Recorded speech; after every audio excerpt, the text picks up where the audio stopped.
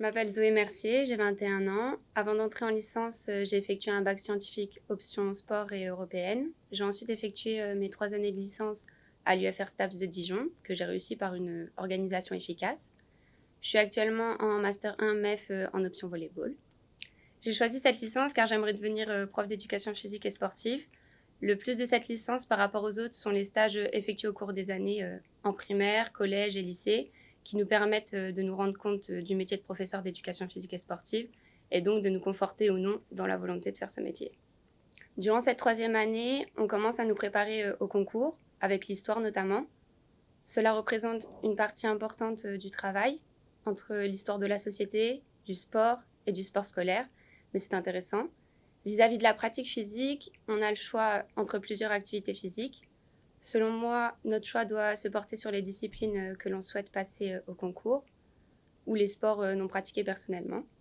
Cette pratique nous aide à faire des liens entre la didactique, ce qui correspond à la théorie des sports, car on va vivre des situations d'apprentissage qui vont nous aider à comprendre ce que les élèves ressentent lors de la pratique.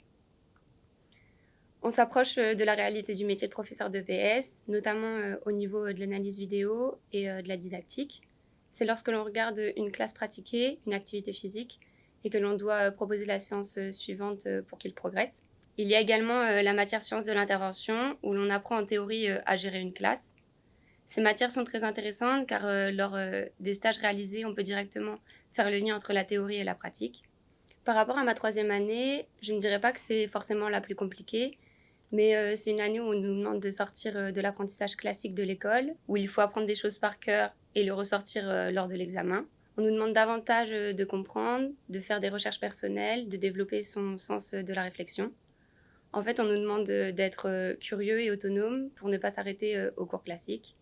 J'ai justement eu du mal cette année à me détacher de cette pratique scolaire, du par cœur, notamment en histoire où on nous demande beaucoup de travail personnel et de recherche pour approfondir nos cours. Par rapport aux examens, j'ai mis du temps à comprendre les liens qu'il fallait faire entre toutes nos matières pour répondre aux sujets donnés. Tout au long de notre parcours scolaire, on a tendance à avoir un cours pour un partiel, alors que pour cette 3e année, il faut piocher dans tous les cours pour pouvoir répondre correctement à un sujet. Durant cette année, j'ai travaillé régulièrement. En moyenne, je me réservais 3 jours dans la semaine où je faisais des recherches et des fiches de révision, car cela me permettait de travailler une première fois le cours en le synthétisant, puis une deuxième fois lors des révisions. Par exemple, en histoire, j'ai réalisé une frise chronologique que je complétais au fur et à mesure de l'année. À l'approche des examens, cela permettait de diminuer la charge de travail. Au cours de cette année, j'ai travaillé sous forme de groupe afin de se répartir le travail.